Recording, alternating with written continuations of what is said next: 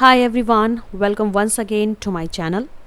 आज के इस वीडियो में हम पढ़ने वाले हैं difference between adverbial clause and adverbial phrase. ये टॉपिक बहुत ज़्यादा इम्पॉर्टेंट है। कई बार स्टूडेंट्स के मन में ये डाउट्स रहता है कि एडवर्बियल क्लॉज और एडवर्बियल फ्रेज में डिफरेंस क्या है, कंफ्यूज हो जाते हैं। तो आज के इस सेशन में मैं आपको बताऊंगी कि एडवर्बियल क्लॉज क्या होता है, एडवर्बियल फ्रेज क्या होता है। आइए देख लेते हैं डिफरेंस के साथ। यहाँ पर मैंने एक डेफिनेशन लिखी है, पहले इसे समझते हैं। An adverbial clause is a dependent clause that functions as an adverb and the entire clause modifies the main verb in the independent clause। यहाँ पर इसका मतलब है कि एक adverbial clause एक dependent clause होता है जो कि एक adverb की तरह कार्य करता है। ठीक है, इसके बाद ये जो entire clause है यानी कि पूरा clause जिसे हम यहाँ पर dependent clause कह रहे हैं, यह इंडिपेंडेंट क्लॉज यानी एक दूसरा इंडिपेंडेंट क्लॉज होता है किसी सेंटेंस में, उसमें आई हुई मेन वर्ब को मॉडिफाई करता है। कैसे, आइए एग्जाम्पल्स की मदद से समझते हैं। और मैं वहाँ पर ये भी बताऊंगी कि डिपेंडेंट क्लॉज किसे कहते हैं और इंडिपेंडेंट क्लॉज किसे कहते हैं। तो चलिए समझ लेते हैं एग्जाम्पल्स के through. So for instance, for example, one sentence here. यहाँ पर एक सेंटेंस है, ध्यान से देखिए। Before she came to home she ordered pasta. घर पर आने से पहले उसने पास्ता ऑर्डर किया। अब यहाँ पर before she came to home, ये जो आप ग्रुप ऑफ वर्ड्स देख रहे हैं, यह एक क्लॉज है। ठीक है, क्लॉज क्यों है? क्लॉज इसलिए है क्योंकि इसमें शी नाम का ये सब्जेक्ट आया हुआ है और केम नाम की ये वर्ब आई हुई है, यानी कि मेन वर्ब। और क्लॉज वही होता है जहाँ पर एक सब्जेक्ट होता है और एक वर्ब होती है। ठीक है, इसके बाद अब ये जो पूरा ग्रुप ऑफ वर्ड्स है, जो पूरा क्लॉज है, ये आपका डिपेंडेंट क्लॉज कहलाएगा। बट कैसे, ये भी समझ लीजिए। इस क्लॉज को ध्यान से देखिए। Before she came to home, इसका अर्थ क्या निकल रहा है? उसने घर पे आने से पहले। अब भाई यहाँ तो मीनिंग बिल्कुल इनकम्प्लीट है। उसने घर पे आने से पहले क्या, व्हाट? आंसर हमें नहीं मिल रहा है। इसका मतलब ये है कि यहाँ पर इस क्लॉज में डिपेंडेंसी है किसी दूसरे क्लॉज की, इसीलिए इस क्लॉज को हम डिपेंडेंट क्लॉज कहेंगे। और इंग्लिश ग्रामर में डिपेंडेंट क्लॉज को सबऑर्डिनेट क्लॉज भी कहा जाता है। तो जी ये हो गया आपका डिपेंडेंट क्लॉज। ठीक है, अब इसके बाद शी ऑर्डर्ड पास्ता, ये जो आप ग्रुप ऑफ वर्ड्स देख रहे हैं, ऑब्वियसली ये भी एक क्लॉज है, लेकिन ये क्लॉज यहाँ पर इंडिपेंडेंट क्लॉज कहलाएगा। वो क्यों? वो इसलिए क्योंकि इस क्लॉज में कही गई बात कंप्लीट है। शी ऑर्डर्ड पास्ता, उसने पास्ता ऑर्डर किया। तो इस तरह से आपको समझ लेना है डिपेंडेंट क्लॉज और इंडिपेंडेंट क्लॉज को। और अब इसके बाद आपको ध्यान से समझना है, ये जो आप फर्स्ट क्लॉज देख रहे हैं जिसे हम डिपेंडेंट क्लॉज कह रहे हैं, before she came to home, जी हाँ, ये एंटायर क्लॉज जब दूसरे क्लॉज जिसे हम इंडिपेंडेंट क्लॉज कह रहे हैं में आई हुई मेन वर्ब ऑर्डर्ड को मॉडिफाई करेगा, तो डिपेंडेंट क्लॉज यानी कि फर्स्ट क्लॉज ये कहलाएगा आपका एडवर्बियल क्लॉज। अब चूंकि मैंने आपको बताया था कि एडवर्बियल क्लॉज एक डिपेंडेंट क्लॉज होता है जो एडवर्ब की तरह फंक्शन करता है, और जब वह एडवर्ब की तरह फंक्शन करेगा तो ऑब्वियसली वो किसी ना किसी वर्ब को या फिर एडजेक्टिव को या फिर किसी अनदर एडवर्ब को मॉडिफाई ज़रूर करेगा। और यहाँ पर इस सेंटेंस में यह इंडिपेंडेंट क्लॉज में आई हुई मेन वर्ब ऑर्डर को मॉडिफाई कर रहा है, इसीलिए डिपेंडेंट क्लॉज आपका कहलाएगा एडवर्बियल क्लॉज। आई होप आप सभी को ये एग्जाम्पल समझ में आ गया होगा और आप ये जान गए होंगे कि हम एडवर्बियल क्लॉज को कैसे आइडेंटिफाई कर सकते हैं। तो जी यहाँ पर तो आपने समझ ही लिया होगा कि एडवर्बियल क्लॉज किसे कहते हैं। आइए अब समझते हैं कि एडवर्बियल फ्रेज क्या होता है और इन दोनों के बीच में डिफरेंस क्या है। फिर से मैंने यहाँ पर नेक्स्ट स्लाइड में सेंटेंस लिखा है, इसे ध्यान से समझिए।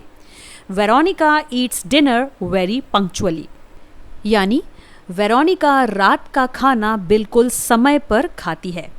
अब यहाँ पर वेरी पंक्चुअली एक एडवर्बियल फ्रेज है, लेकिन कैसे, ये हम समझेंगे। पहले मैं आपको बता दूं कि यह एक फ्रेज है, ये हम क्यों कह रहे हैं। Because it doesn't contain a subject and a verb. जी हाँ, फ्रेज को यानी कि ग्रुप ऑफ वर्ड्स को हम फ्रेज इसलिए कहते हैं क्योंकि उसमें कोई भी सब्जेक्ट और कोई भी वर्ब नहीं होती है। ठीक है, अब यहाँ पर हम कह रहे हैं कि वेरी पंक्चुअली ये एक एडवर्बियल फ्रेज है। वो कैसे? तो जी यहाँ पर यह एडवर्बियल फ्रेज एक्चुअली में मॉडिफाई कर रहा है सेंटेंस में आई हुई मेन वर्ब ईट्स को। ठीक है, इसीलिए ये यहाँ पर एक एडवर्बियल फ्रेज है। अब मैं आपको बता दूं कि वेरोनिका ईट्स डिनर, यदि आप सेंटेंस के इस पार्ट को अगर देखेंगे तो ये एक छोटा सा क्लॉज है और इस क्लॉज के साथ फ्रेज जुड़ा हुआ है जो कि है वेरी पंक्चुअली। अब चूंकि यहाँ पर टू एडवर्ब एक साथ लगे हुए हैं, वेरी भी यहाँ पर एक एडवर्ब है और पंक्चुअली भी यहाँ पर एक एडवर्ब है। ठीक है, लेकिन यहाँ पर वेरी जो है वो एक इंटेंसिफायर है। जी हाँ, it is an intensifier of punctually. यहाँ पर वेरी इंटेंसिफायर का काम कर रहा है पंक्चुअली इस एडवर्ब के लिए, क्योंकि यह इसकी तीव्रता को बढ़ा रहा है, इसीलिए इसे हम इंटेंसिफायर कह रहे हैं। ठीक है, तो इस तरह से इसे हम कह सकते हैं an adverb with an intensifier. ये एडवर्बियल फ्रेज का ही एक टाइप होता है जिसे मैंने आपको पिछले वीडियो में बताया था, अगर आपने देखा हो। तो जी कंक्लूजन में मैं आपको यहाँ पर बता दूं कि एडवर्बियल फ्रेज को हम आइडेंटिफाई कैसे कर सकेंगे। सबसे पहले आपको ये ज़रूर पता होना चाहिए कि हम फ्रेज किसे कहते हैं। फ्रेज एक ऐसा ग्रुप ऑफ वर्ड्स होता है जिसमें ना तो कोई सब्जेक्ट होता है और ना ही कोई वर्ब। ठीक है, अब वहाँ पर कोई भी वर्ड्स आ सकते हैं। अब किसी फ्रेज का एडवर्बियल फ्रेज होना ये हमें कैसे पता चलेगा? तो जी यहाँ पर मैं आपको बता दूं कि कोई भी फ्रेज एडवर्बियल फ्रेज तब होगा जब वह किसी सेंटेंस में एक एडवर्ब की तरह कार्य कर रहा होगा।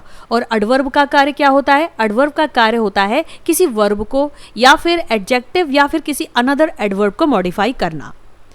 तो एडवर्बियल फ्रेज में हमेशा यह सेंटेंस में आई हुई मेन वर्ब को मॉडिफाई करेगा और आप वहाँ पर इसे आइडेंटिफाई आसानी से कर लेंगे। तो इस तरह से दोस्तों एडवर्बियल फ्रेज आप समझ गए होंगे। और एडवर्बियल फ्रेज हो चाहे एडवर्बियल क्लॉज, ये दोनों ही सेंटेंस में एक एडवर्ब की तरह ही फंक्शन करते हैं क्योंकि इन्हें हम एडवर्बियल कह रहे हैं। ठीक है, लेकिन ये एक दूसरे से डिफर यानी कि अलग तब हो जाते हैं जब हम ये कहते हैं कि एडवर्बियल क्लॉज में सब्जेक्ट और वर्ब आती है, जबकि एडवर्बियल फ्रेज में कोई भी सब्जेक्ट या वर्ब नहीं आती है। तो यहाँ पर इन दोनों के बीच में डिफरेंस हो जाता है। सो आई होप दोस्तों आपको समझ में आ गया होगा दोनों के बीच का डिफरेंस। चलिए एक और एग्जाम्पल यहाँ पर देख लेते हैं। सेंटेंस आपके सामने है, they will serve dinner at 8 o'clock, यानी वे 8 बजे डिनर परोसेंगे यानी कि सर्व करेंगे। अब यहाँ पर आप देख रहे हैं एट 8 o'clock, ये आपका एडवर्बियल फ्रेज है। ठीक है, फ्रेज इसलिए है, सब्जेक्ट नहीं है, वर्ब नहीं है, और यह एक एडवर्बियल फ्रेज ऑफ टाइम है क्योंकि इसमें टाइम बताया जा रहा है। अब यहाँ पर यह एडवर्बियल इसलिए है क्योंकि यह मॉडिफाई कर रहा है, जी हाँ, सेंटेंस में आई हुई वर्ब विल सर्व को। Very simple. तो इस तरह से हमने एडवर्बियल फ्रेज को यहाँ पर आइडेंटिफाई कर लिया है। अब मैं आपको एक और सेंटेंस दिखाती हूँ जिसमें मैं आपको एक ज़रूरी बात बताऊँगी एडवर्बियल फ्रेज से रिलेटेड। सेंटेंस को पहले फिर से देखिए, सेम सेंटेंस है लेकिन थोड़ा सा मैंने यहाँ पर चेंज किया है। At 8 o'clock they will serve the dinner. ठीक है, मतलब वही है, 8 बजे वे डिनर को परोसेंगे या सर्व करेंगे। अब आप क्या देख पा रहे हैं, यहाँ पर हमने एट 8 o'clock ये जो एडवर्बियल फ्रेज है इसको सबसे पहले लिख दिया है। लेकिन यहाँ पर ज़रूरी क्या है, यहाँ पर जब हम किसी एडवर्बियल फ्रेज को सेंटेंस के स्टार्टिंग में लिखते हैं तो हमें उसके बाद कॉमा लगाना ज़रूरी होता है। जी हाँ, कॉमा इज़ नेसेसरी। उसके बाद हमें पूरे क्लॉज को लिखना होता है। ठीक है, जैसा कि हमने यहाँ पर लिखा है they will serve the dinner, ये क्लॉज है। इस क्लॉज के साथ यहाँ पर फ्रेज एट 8 o'clock जुड़ा हुआ है। तो बस ये बात आपको ध्यान में रखनी है कि जब भी आप किसी एडवर्बियल फ्रेज को सेंटेंस के स्टार्टिंग में लिखेंगे तो उसके बाद आपको कॉमा लगाना होगा। आई होप आप सभी को ये एग्जाम्पल्स समझ में आ गए होंगे और आप बेहतर तरीके से यह जान गए होंगे कि एडवर्बियल क्लॉज और एडवर्बियल फ्रेज में क्या डिफरेंस होता है। तो जी यहीं पर वीडियो को वाइंड अप करती हूँ। मिलती हूँ आपसे नेक्स्ट वीडियो में एक न्यू टॉपिक के साथ। तब तक के लिए पढ़ते रहिए, मुस्कुराते रहिए, पढ़ाई को एंजॉय कीजिए। Thanks for watching and subscribe my channel. Take care, bye bye.